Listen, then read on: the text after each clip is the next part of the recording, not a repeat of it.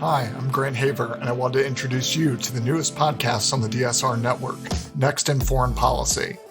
Every other week, Zoe Weinberg and I talk with new and emerging foreign policy experts about the issues of today and tomorrow. We've covered everything from the war in Ukraine to the impact of pop culture on policy. So if you want to better understand the people and ideas that will be shaping the debate in Washington and around the world for years to come, check us out wherever you find your podcasts.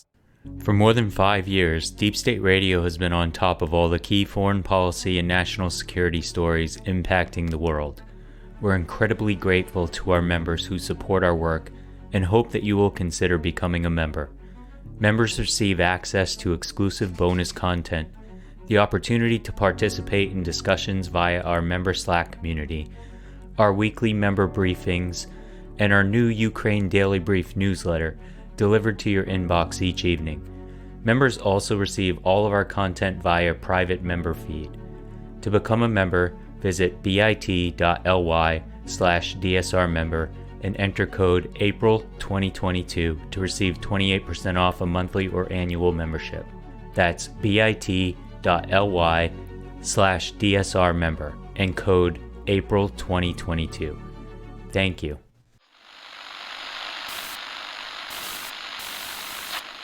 9, 12, 10, 28, 2, 23. This is Deep State Radio, coming to you direct from our super secret studio in the third sub-basement of the Ministry of Snark in Washington, D.C., and from other undisclosed locations across America and around the world. Hello and welcome to another edition of the podcast. I'm your host, David Rothkopf, coming to you from cold, gray Cambridge, Massachusetts. We are joined today by two of our friends and most valued colleagues, Dr. Kavita Patel, because it's Thursday and we try to have Kavita here every week. How are you doing today, Kavita? I'm sniffly and nasally, much like most of the country, but doing well otherwise. You would say that was because of allergies? Laurie and I will probably get into this. We're just seeing an incredible spike of influenza, parainfluenza, coronavirus, not COVID. That is exactly what we will get into in a moment. And as you have indicated, we have our friend Laurie Garrett, Pulitzer Prize winning journalist and expert on all things infectious. How are you doing today, Laurie? I'm fine. Well, that's good. That's unusual. Everybody I know has been sick. I went to Washington about 10 days ago. There were these two big parties in Washington. One was black tie, one was white tie. I don't own a white tie, so I went to the black tie one. The white tie one, 70 people got COVID. 72. 72. Is it up to 72? 72 that attended, but then think about the circles. Right. And then, Pelosi et al. In the outer circles. Right. The one I went to, which was the black tie one, Fauci was there and Dr. Francis Collins were there. So I felt like there's something working here. These guys know what's going on. But having said that, America seems to be like over COVID. It's like, okay, we're done. Doesn't matter what the data says. But I thought we could turn to you guys and say, just how kooky is that? And how do you view all of this? And, just start with the status report and then drill down. And let me start with Laurie and then we'll go to Kavita. Laurie, is America lost its mind or what's going on here? Well, a lot of what's going on in the United States is also going on across Europe and many other places in the world except China, where people are just fed up with wave after wave after wave of COVID. They feel like, okay, I went out, I got the vaccine, then you told me to get another one, you told me to get another one, et cetera. And they're fed up with everything that restricts their movement, everything that seems like in some way a hassle to their life. And the problem now is that you have so-called experts. Well, they have expertise. I don't want to deride them, but people who are kind of in that pundit expert space have been very vocal about let's all decide that we're going into a new era with this pandemic. And in this new era, you'll make personal choices. but we're not going to have government imposition of restrictions. We're not going to have all these odious policies. Instead, everybody's just kind of going to look after their own family and take care of themselves. And so you have people who come out of a liberal tradition like Lena Wen and Ezekiel Emanuel and so on, making these kinds of statements. And meanwhile, Congress is still sitting on the necessary $10 billion for COVID emergency funding. And actually, more than half of that is already claimed by Pfizer. So it's not $10 billion to go to subsidizing free treatments, free masks and testing and so on for poor Americans. It is, half of it for the largest pharmaceutical company in the world. And we don't even have that passed. We don't even, we keep hearing there's a deal reached, but it's not an allocation. And so where we sit right now is that program after program across the country is running out of money or is out. If you are an upper middle class individual who got your 2 shots, maybe you got a booster, and now you get COVID, and it's one of the new variants. Maybe it's BA3 or BA4 or BA5. We're running out of BA numbers because we don't want to go back to the Greek alphabet, whatever it may be. And you want Paxlovid or one of the other drugs to help you get through your illness quickly and make sure you don't go to hospital. Well, guess what? You can get it probably, but your cleaning lady can't. The janitor who cleans your office can't. The frontline workers that are on the subway that was attacked in Sunset Park, working class folks that keep New York City alive and well, those folks can't get it because all these subsidies are disappearing. So where I think we're headed now, or we're already there, is a super class-based epidemic response, where it's starting to increasingly remind me of the bad old days of the 1980s under the Reagan administration, when we saw this surge in blame the victim medicine. If you have lung cancer, it's because you smoked, good, lousy schmuck, and we won't give you health insurance, and we're not going to cover you, or your employer will penalize you or even fire you if you're overweight and over 50, or if you're this or that, whatever might boost their insurance costs. So I think we've hit what could turn out to be a very, very ugly phase in this epidemic, where we're going to see more and more of sort of government services, the public good aspect, along with the collective goodwill aspect of the epidemic, just completely vaporize and be replaced by you're on your own. It's your college education that helps you make your choices, or your lack of a college education that helps you make your choices. It's your personal physician, if you have one, or it's your lack of access to a personal physician.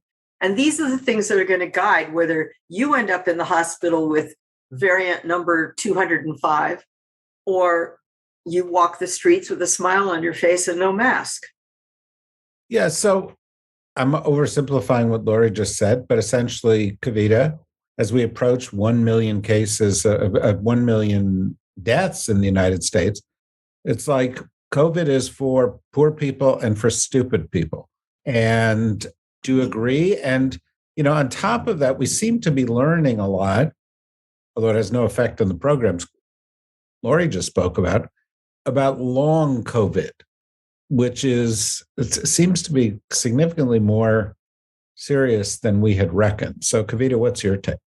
To your point about COVID is basically for the poor and the stupid, there's a lot of overlap between stupid and everyone else that's not poor. So it does cover, unfortunately, a large percentage of people, sadly. And I hate to say this, but some of those people that are stupid are in leadership roles across not just the federal and state governments, but especially in communities where all of this kind of, rubber hits the road. So, for example, Philadelphia is getting a lot of criticism for putting back indoor masks, and they had no compunction about it. Their public health officer, a very smart woman who I know, she's also African American. She basically made the point. She said, hey, listen, last I checked, Philadelphia had a lot more like Black Americans than the rest of the country. And guess what? to Laurie's point, this is exactly the population that has been tested last, treated last, et cetera, et cetera. So I think that this is where,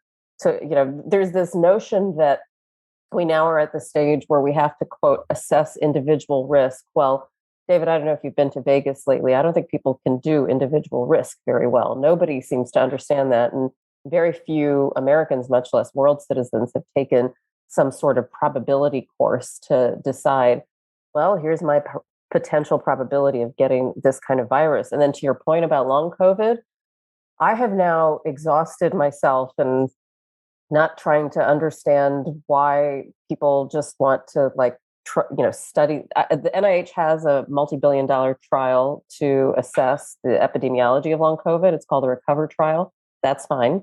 Meanwhile, I'm seeing dozens of patients, talking to colleagues. They're all seeing patients with a history of COVID in their past, just very unusual symptoms. Can't exactly pin it on COVID in the past, but there's nothing else that they can use to explain why people are experiencing the symptoms they are. Healthy people, mild illnesses, not always people who are in the hospital. Most of them were sick when they were not vaccinated, but there are a decent growing number that had contracted COVID even after vaccination and are having some lingering symptoms. So can you enumerate some of the symptoms? I recall at one point, I had a flu and I said, well, I don't have COVID, and it's a good thing because I hear COVID shrinks your brain size. And you responded, not just your brain. What else does it do? So I'll give you a true case, 42-year-old healthy male, pretty much the picture of health, presented with calcifications on his aortic valve. So basically has calcifications on the valve that controls most of the major blood input and output to his heart. And that's not normal. Totally benign history. No other reason for this except a history of COVID 3 months ago. So presenting with some shortness of breath and exercise intolerance. This is someone who could Peloton pretty reliably, an hour each day, and was just experiencing can't bike more than 10 minutes, for example. So these are first world problems, one would say, but they're not when you start to think about people who never even present to the doctor. More common symptoms that we're seeing are joint pain, muscle aches, stiffness, headaches. You'll hear a theme. These are all kind of non-specific. You can see these symptoms in other illnesses, but when you string them together and you do blood work on them, they have some elevated kind of blood markers of inflammation. Sometimes they have normal blood work, but they're just not the same. In women, we're seeing a lot of menstrual irregularities. People who, again, a year out and have either stopped their periods, have periods every 2 weeks. Just what we're seeing with COVID is that it kind of insinuates and permeates into every aspect and cellular function of the body, and it can create haywire. It can overactivate parts of the body, and then it can kind of quiet or, completely silence parts of the body that should respond into a crisis. So it is going to be, I've kind of wondered, one of the most common diseases I treat now in patients as an internist is diabetes, hypertension, heart failure. I think 10, 20 years from now, the people who are going through medical school and textbooks will have, long COVID. We might call it something else, but long COVID will be one of those diseases that they study and also see more commonly than we realize. Kavita's saying, well, 10, 20 years from now, this is what we're going to see from COVID. I think there was a point a couple of years ago where we were thinking, well, this is going to be over. And I don't know that anybody thinks that. Well, yeah. No, I know. But that's what I'm sort of saying now is, what is the outlook? Well, let me just say something about, because Kavita did a great job of running down the clinical view on the level of the virology and trying to understand the pathogenesis of SARS-CoV-2. There's more and more evidence that we're looking at something that is giving us clues about other diseases along the way, such as MS and chronic fatigue syndrome. It's showing us that we've underappreciated patient complaints for a long time, decades, about sort of the long-term lingering effects of a really bad bout of flu or Lyme disease infection with the Borrelia or whatever may be the cause, Epstein-Barr virus, whatever. We're starting to understand more and more that there's two mechanisms going on at the biological level that are probably going to be reversible in most people, but not everybody. And a lot of people may go into a permanent altered state because of this experience of being infected with the virus, even if they never really had a severe disease, if they never really had hospitalized COVID. And those include that, first of all, there's a severe disruption of the immune system itself. And the immune system causes a massive inflammatory response. And that is in every organ of the body. There's no part of the body that somehow escapes the possibility of experiencing this. And in some cases, it's looking like the immune system disruption is based on our current available treatments an unalterable change. So somehow, a lot of the signaling mechanisms within the immune system have become permanently disrupted.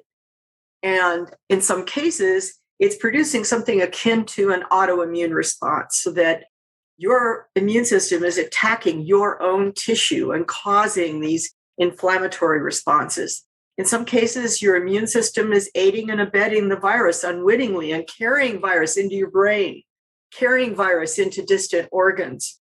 And then another piece of this is what the virus does directly to cells that present with the ACE2 receptor, which is the key doorknob that this virus uses to open a door and get inside of a cell.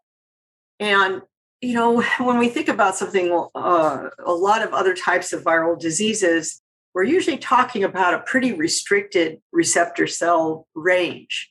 But the problem is ACE2 receptors are all over your body, and your entire cardiovascular system has ACE2 receptors. Your lungs are full of them.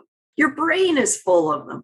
So there are just a huge host of ways that the virus can directly cause damage, regardless of the immune system inflammatory response.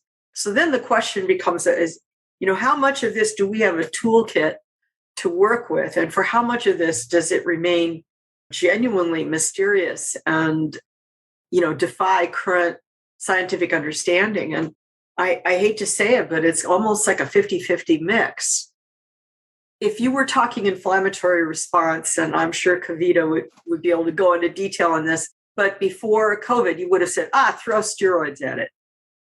Just dampen the immune system, bring it down with the hormones, get it to calm down, shut down. Well, throwing steroids at this disease is not turning out to be such a great idea. There's one steroid package that seems to work reasonably well. I'm sure Kavita can say more. I would prefer not to be acting like a doctor here.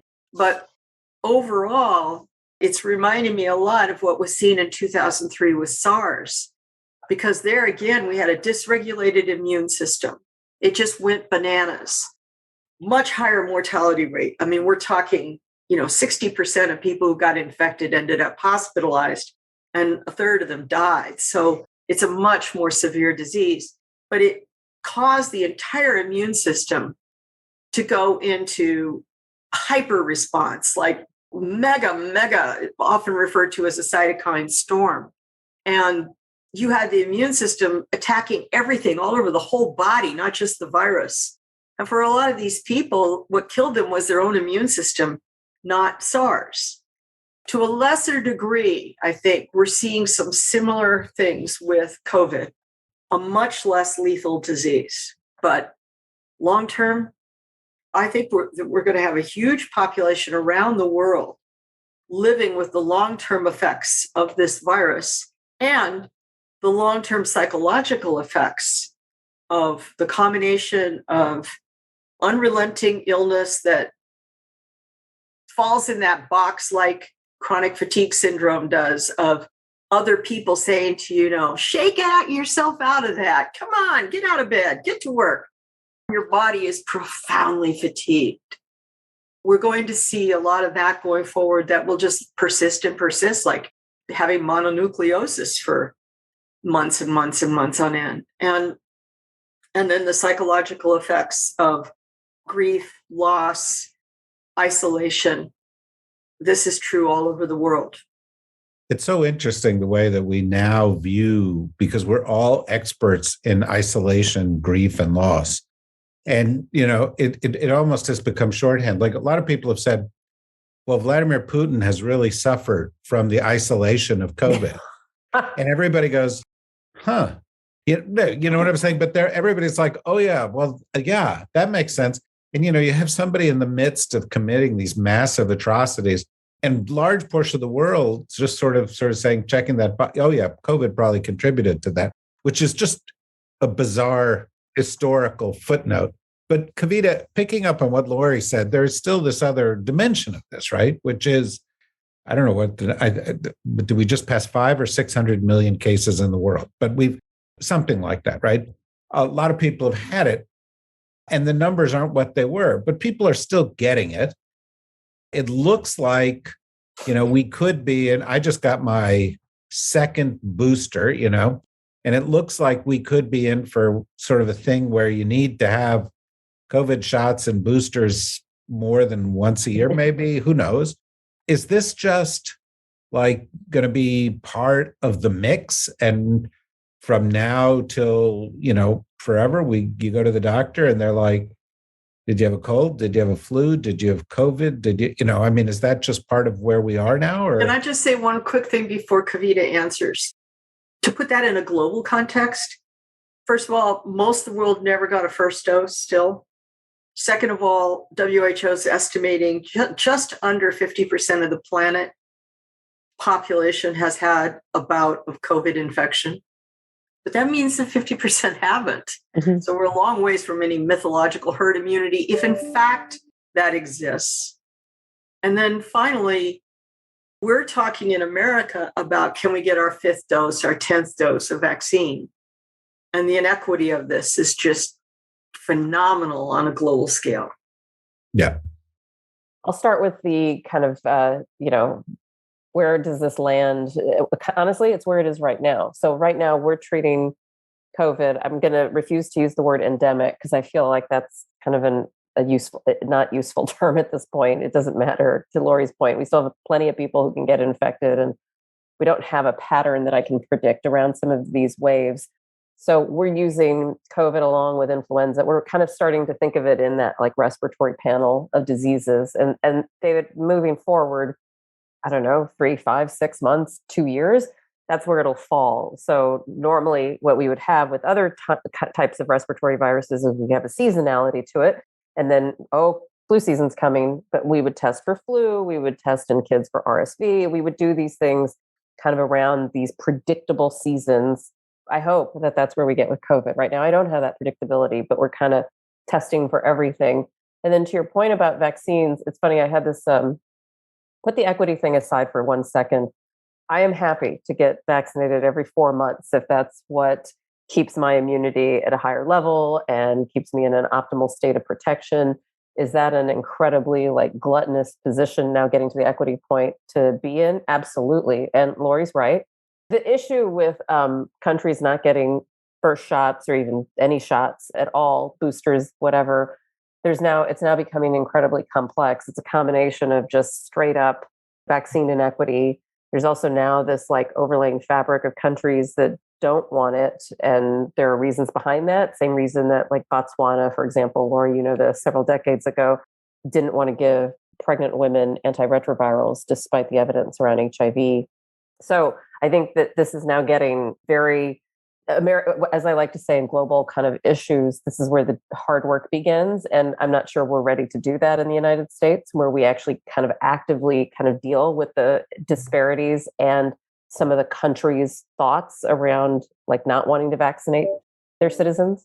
And then but the second point I think is, I don't know, David, the whole thing though, I mean, as I kind of, in my bubble in DC where I still wear masks indoors in places and I don't get looked at as funny as I do when I'm in Texas or Ohio or even in California. I actually had to get on a plane and do something for work in California. And it's as if COVID never was there ever, in the Bay Area. And it kind of stunned me, people wanting to come up and touch, shake my hands. And there is definitely people have moved on. And I was refreshing John Barry's profiles of the pandemic flu in the early 20th century. And there is this attitude that I see now that he documents that at one point, the world just decided the pandemic was over. And it's there's a little bit more to it, obviously. But at around the same time, after several years, that basically people were sick of it and they were okay with a certain amount of disease burden and death. And it does feel like our country is at that point to some degree, whether I like it or not. It's interesting you bring up flu because the 1918 flu strain is still in circulation in the world.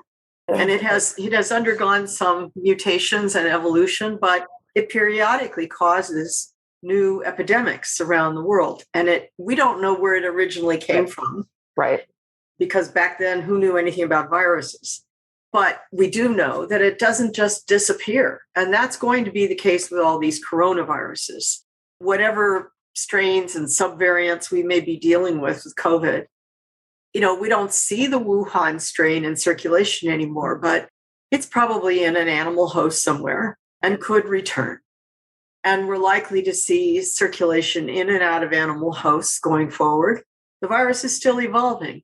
And I resent a lot of the things that get said in the public square, if you will, by supposed experts, such as the claim that, it's inevitable, the virus will evolve towards lower and lower virulence, we don't know higher and higher transmissibility. How do they know that? We have no idea. What crystal ball are they looking I agree completely, Laurie. I'm flabbergasted by people. And by the way, some of these people are incredibly, I would have thought of them as probably some of the foremost experts, but Laurie, I have no idea why people are saying that. And I was actually going to ask you.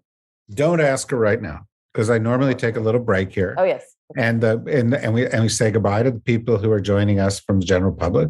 And we say, if you want to keep listening, go and become a member. And we've been doing great. Lots of people become members recently. And we encourage it. You just go to the DSR network, click on membership for about I don't know what it is, like the price of a latte a month. You get to go and be a member, and you get a lot of bonus content. And going forward, even more bonus content. So you should go and do that. For everybody else, see you later. And we'll be back in a moment for our members.